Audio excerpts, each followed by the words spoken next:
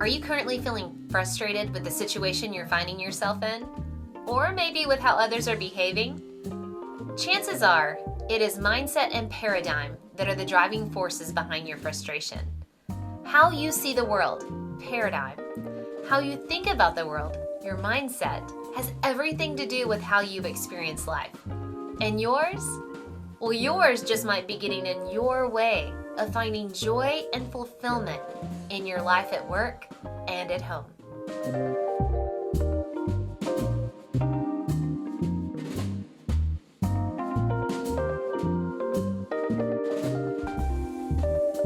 This is the Leadership on the Rocks podcast, where we equip and empower leaders like you to not only thrive in, but create harmony between your professional and personal lives. I'm your host, Bethany Reese, and in today's episode, we're going to learn how to influence the great force of paradigms and mindsets that affect how we see, think, behave, and experience our daily lives.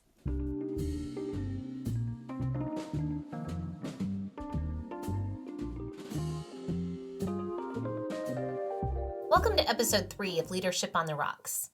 There are so many amazing leadership topics we're going to discuss this year, like overcoming burnout and how to handle conflict at work and at home. But I need to tell you a secret. Without listening to and internalizing today's podcast, all the amazing help the other episodes will give us will be for naught. Why? Because to truly grow into a better leader, spouse, parent, family member, or friend, we have to pull back the curtains on how we engage with the world and realize, honestly, that we ain't all that. Plus a bag of chips, right? If we don't start with understanding ourselves and how we see the world and think about the experiences we'll have, then we will continue to trick ourselves into believing that the world revolves around us and our point of view. So, whether it's you leading your family, a team, or an entire company, by better understanding how you see and think, you can come to the realization that you need to make progress in yourself before you try to influence and lead others. So if you want to be that inspirational leader, like the Denzel Washington in all the movies, right? We got to start with this episode. Speaking of movies, do you love watching movies? I do. I love following a good plot that leaves me in suspense. Sixth Sense, oh my goodness, that movie totally got me, right? I love to watch action and war movies with my son. And recently I've been watching a lot of those classic princess or coming of age movies with my daughter. The movies like The Princess Diary and Freaky Friday. That was a great bonding moment for us. But I've come to realize that it doesn't matter the movie I watch, they all kind of have the same plot lines. Now, while I try not to verbalize my predictions per se out loud, that would ruin the movie for my kids, I gotta say, I'm pretty spot on with the plot most of the time. So why is that? Every movie typically gives us some backstory to help us get to know why the main character is the way he or she is. I'm sure if you have kids, especially in middle school and junior high age, they're learning about that plot diagram, right? Well, everything kind of follows that same plot line. So for example, unlikely heroes, they usually have some sort of pain in their past that make them that hardened character they are today, or that lonely, love-stricken character. They just don't believe they deserve love or happiness or respect, all because of a past relationship. And even family, right? Family history and the pressure to control the public image of the family is always played out in movies. So why all this backstory on characters? Because it's the crux of the plot of the movie.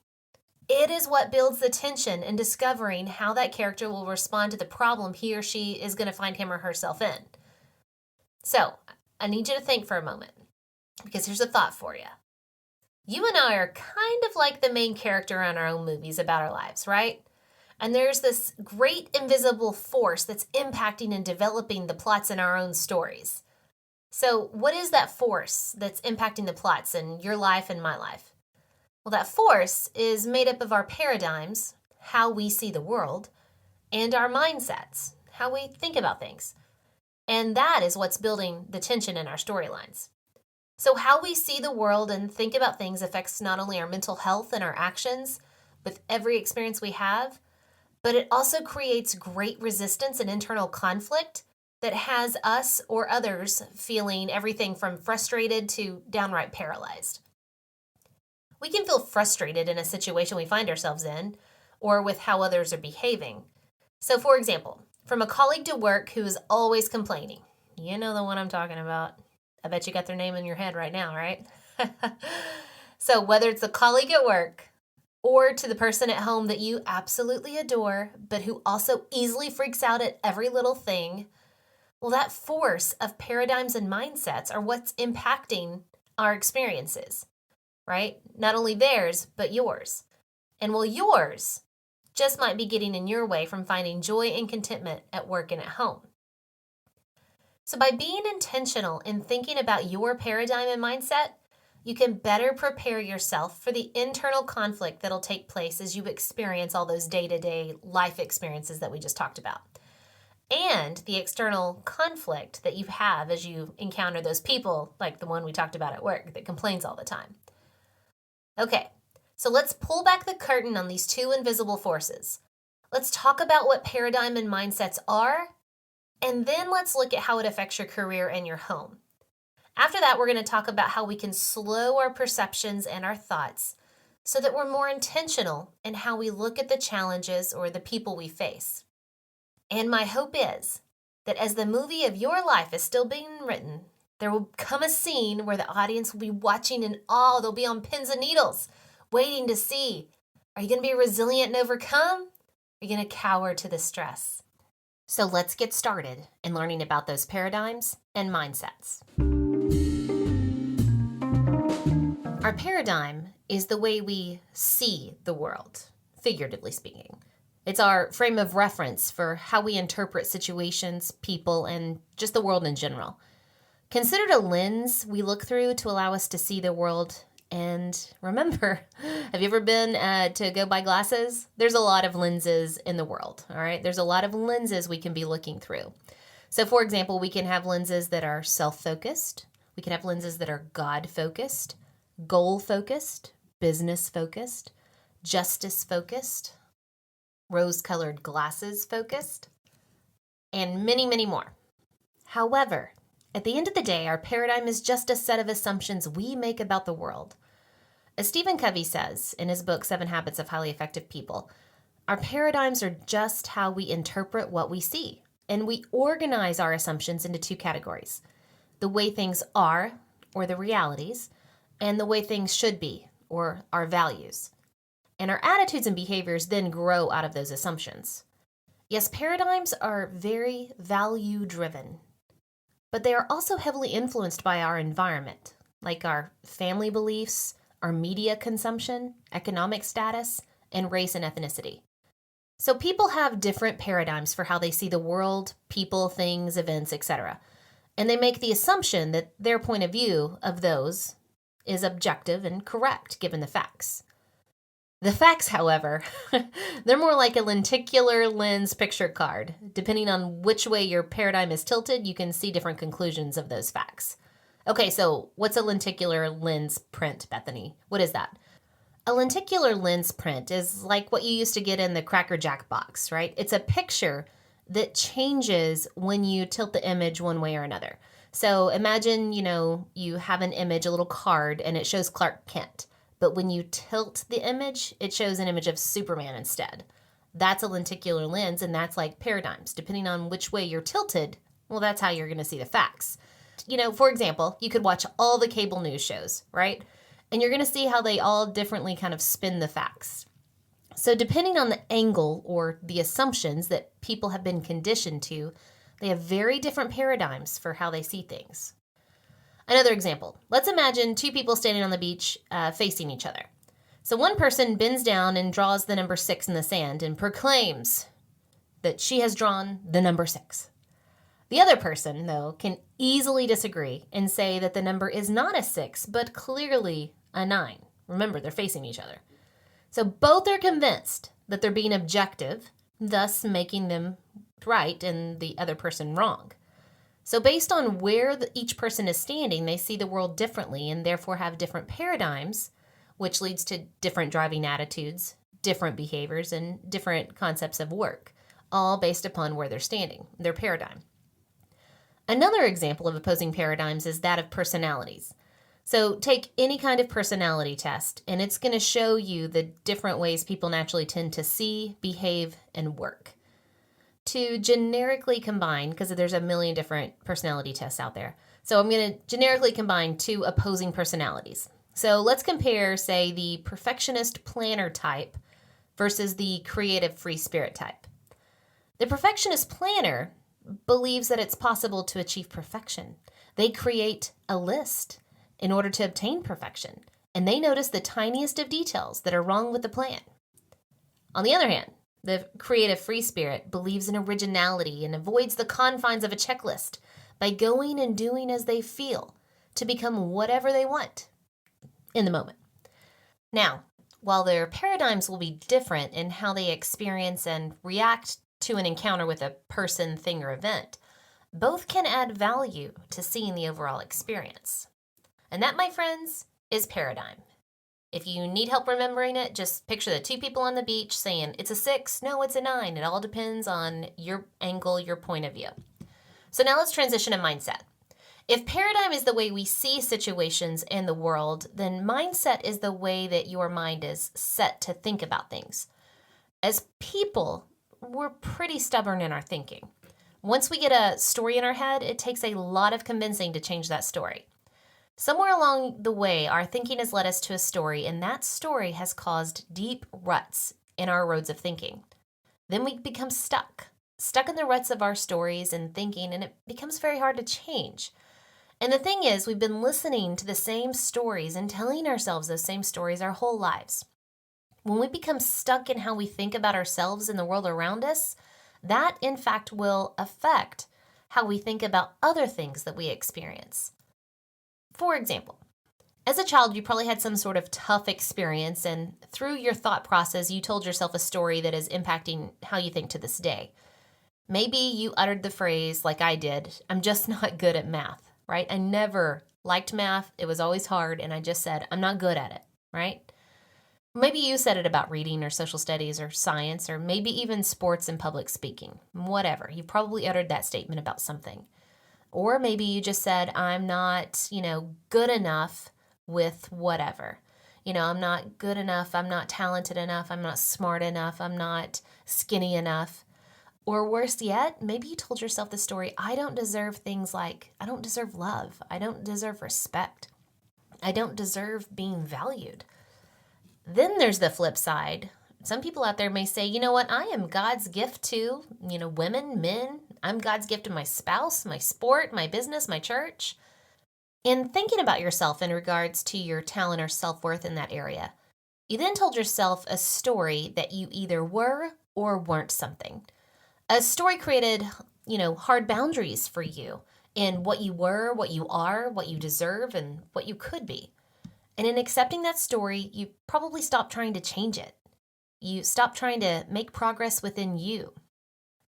So I'm going to ask you a question, and I really want you to reflect on it. Think about it. What experiences and thinking led to stories that you've told yourself, that it's keeping you locked into a specific thinking pattern about yourself? Have you struggled at something so much that you told yourself not to ever try again because you're just not good at it? Have you had so much success in one area that the tiniest bit of failure or conflict has caused you to have a meltdown? Have you ever been told something hurtful by someone and you internalized it and it's affecting you to this day? Maybe it was a loved one who told you something hurtful? Have you ever experienced such competition in something that you were tempted to cheat, take shortcuts, or even withhold information? Or, as Cobra Kai would say, you were willing to sweep the leg in order to be the victor. Like you, I've told myself plenty of stories. I already told you about math. Well, I have some more. I'll never be skinny. I've always struggled with my weight. I've said that a bunch of times. I'm not comfortable with conflict. I can't even tell you how much I believed that about myself until I became an administrator, and that's all I dealt with multiple times a day was conflict with everybody and everyone, and many, many more. Well, my friends, we have been thinking about ourselves and things all wrong.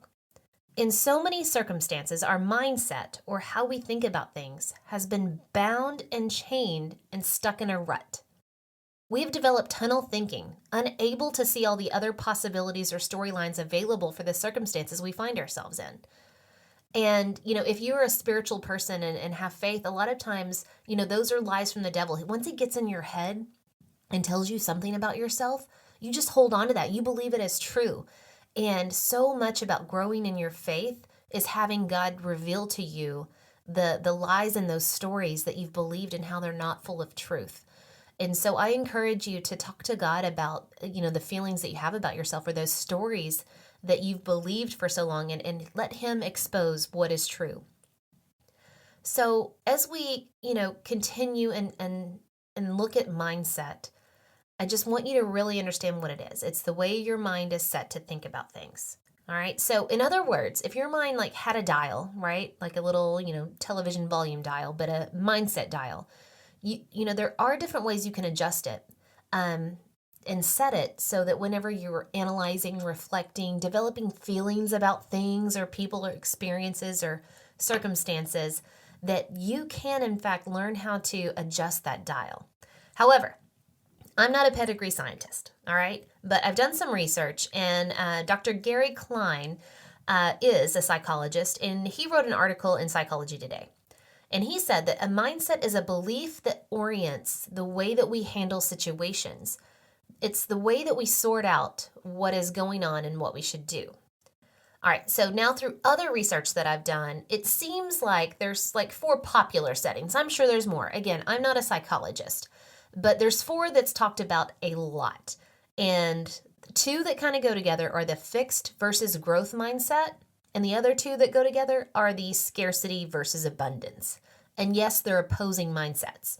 So first we're going to take a look at fixed mindset versus growth mindset.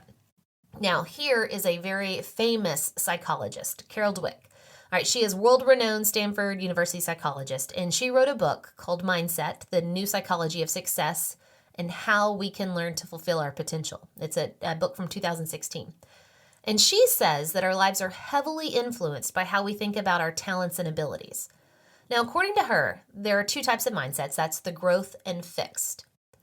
A person with a growth mindset looks at obstacles in life as a challenge to be overcome and an opportunity to learn. While a person with a fixed mindset looks at challenges as threats to their talent and a threat to their intelligence. So the growth mindset provides hope of a better situation because the mind is willing to work and learn more skills through the adversity of the situation. With a growth mindset, there's always the thought that improvement, no matter how small, can and will be made. It focuses on learning skills versus being born with talent. So I love this example. If you've ever watched any of the Charlie Brown specials on TV, right? I love Charlie Brown. So he's a fictional cartoon character by Charles Schulz. And he has a growth mindset whenever he's talking to Lucy. They're playing baseball and all that. And he says, if you grit your teeth and show real determination, you'll always have a chance. And I just want to say, that's right, Charlie Brown. You will always have a chance if you have a growth mindset. Thank you, Charlie Brown, for that great example. So now let's switch to the opposite, the fixed mindset setting. That, on the other hand, has our mind thinking that things are as they are with no hope of getting better, no matter the situation, the circumstances, or the effort. In other words, you are either born with talent or you are not. In my case, I'm either good at math or I'm not. That was a perfect example of me having a fixed mindset. Its setting focuses on talent alone and not the opportunity of learning new skills. So I'm going to go back to the comics. Famous comic strip and now cartoon character, Popeye the Sailor Man.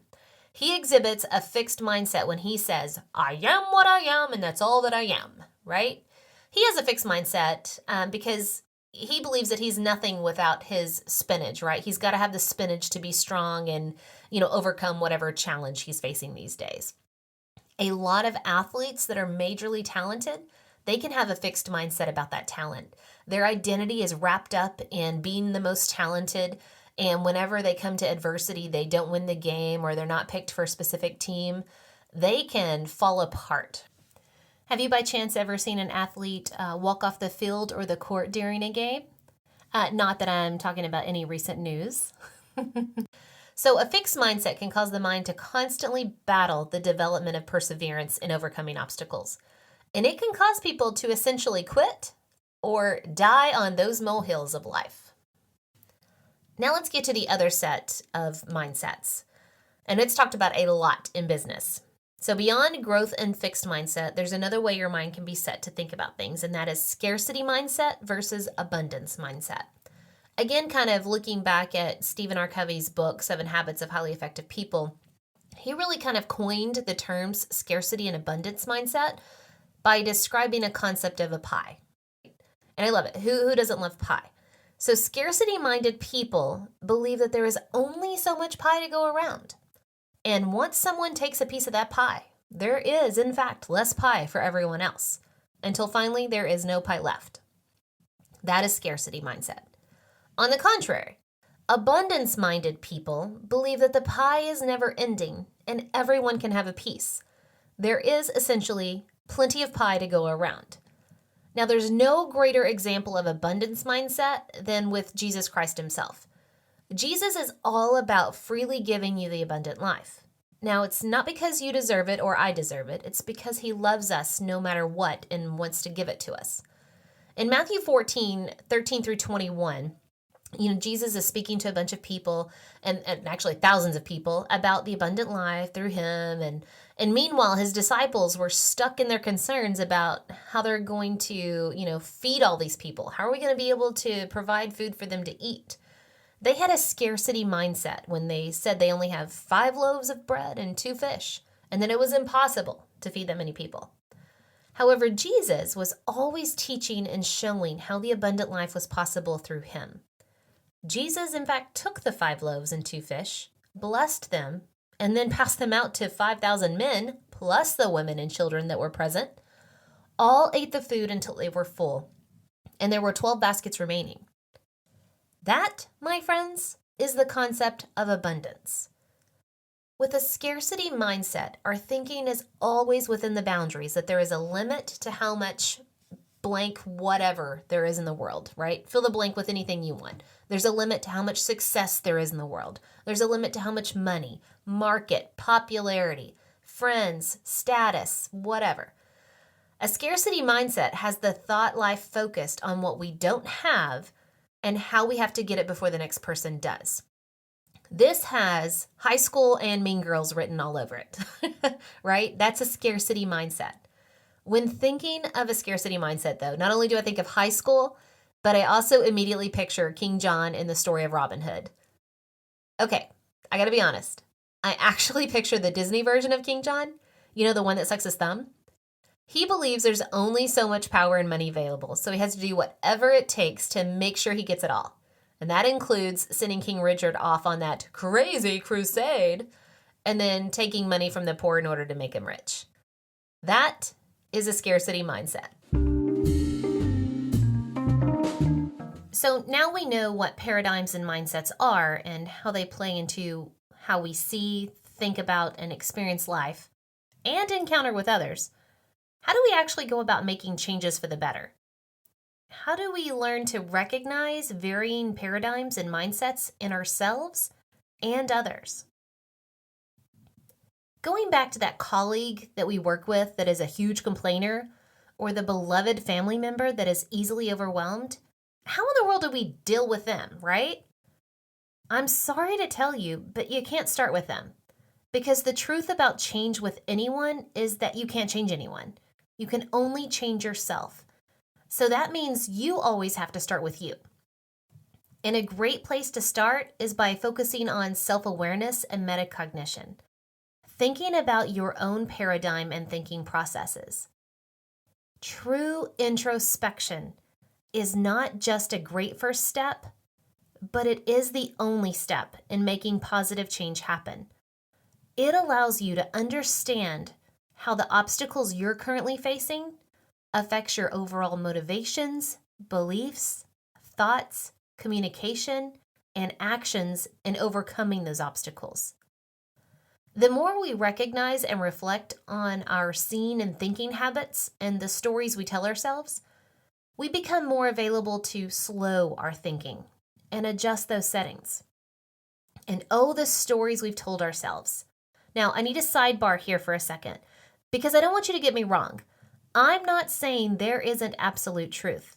There most absolutely is absolute truth, and that comes directly from God. But what I am saying is that we have to recognize that our human minds develop so many of our own perceptions instead of or in addition to God's truth. And how that turns out, my friends, depends on where we stand in the sand, or how we were raised, or what experiences we've had, and so on. Okay? So I just want to make sure to get that sidebar out there. So now back to application. When it comes to paradigm and building assumptions, you need to always be looking for clarity by seeking to understand the other person's point of view. You must understand that your paradigm is not always right, nor is it always God endorsed. Remember what I said earlier about how we can naturally add to or take away from God's truths. That's what I mean by that. So before you go talk to a person at work or a family member with all guns a-blazing on why you're right about a situation, it is important to recognize that there are different ways of seeing that situation. To help us come in a little softer than the all guns a-blazing approach to that, would-be argument, we need to recognize what our natural paradigm is and be open to shifting that paradigm to be able to see from the other person's point of view. Only then can we see a bigger picture of the situation with more clarity. Now, when it comes to mindset, you need to slow your thinking. Stop the spiral of thoughts and adjust your settings. You have to be able to not only catch your train of thought, but to stop it before it spirals down its familiar tracks of stories where your mindset is set in stone. And in your head, maybe your story track says it's because you were born that way. It's just the way I am, right? How many times have we heard that from people? Just like tracks are laid for a train and stories are told, their direction can be changed. We can, in fact, turn the mindset dial to that of growth and abundance. As you engage with the same work colleague from earlier or that family member, ask yourself, does this situation with the other person define who I am and all that I or they are capable of? Ask yourself what the root causes of the conflict were and how you can take ownership in those causes. What part did you play? Because you played a part. You have to own that. If I had to guess, in most situations, it's because of a lack of communication and actual dialogue. Dialogue is where you're going back and forth and you're seeking to understand each other. So then you may also want to ask yourself what you can learn from that situation to make you and your relationship with the other person better in the future. What lesson did you learn? We can begin to think about conflicts, challenges, obstacles, and failures as lessons that are refining our skills and giving us wisdom to take into the next experience. Through a growth and abundance mindset, we have the hope to continue on the journey of progress and invite others to come along with us. So now, ultimately, even though there is this invisible force driving our points of view, our beliefs, our thoughts, and our actions, we do not have to be a slave to it. We can, in fact, change that force so that it produces more clarity, more ownership, more contentment, and ultimately more joy in our lives. All right, guys, I know that we have unpacked a lot of deep psychology today, right? Your head is probably spinning. But I want to summarize it by reading a post that I saw going around on social media this week. And it says, and I'm going to quote here, quote, "When you finally learn that a person's behavior has more to do with their internal struggle than it ever did with you, you learn grace." End quote. I'm going to say that again. When you finally learn that a person's behavior has more to do with their internal struggle than it ever did with you, you learn grace. That, leaders and friends, is the point. Learn to slow down before you make assumptions and seek to understand other paradigms beyond your own. Learn to slow down and even stop your natural train of thought and ask yourself what mindset setting you're thinking with. Because here's the truth. Challenges and conflict will always come.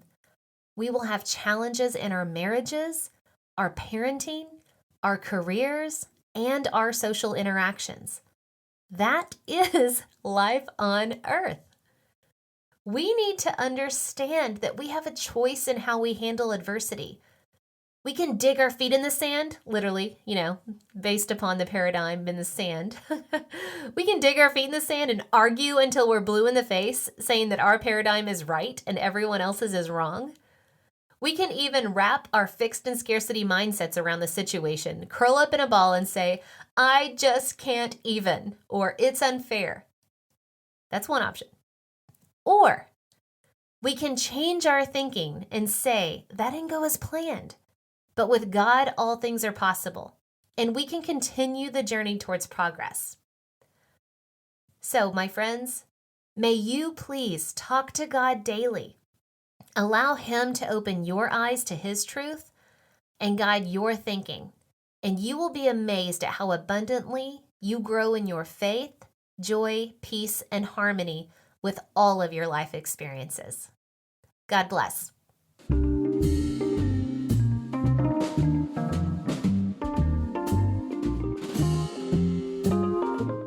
It's Bethany again. If you're enjoying the Leadership on the Rocks podcast, be sure to subscribe so you don't miss a single episode. Also, if you feel like this podcast is very helpful, will you do me a favor and share it with your friends, family, coworkers, or anybody else who is trying to grow in leadership, but also wants to have that harmony between work and home? Thanks, and I'll see you next week. And remember, the most important rock you can build your life and leadership on is the rock of Jesus Christ. Today's Bible verse comes from James chapter 1, verses 2 through 4. Count it all joy, my brothers, when you meet trials of various kinds, for you know that the testing of your faith produces steadfastness. And let steadfastness have its full effect, that you may be perfect and complete, lacking in nothing.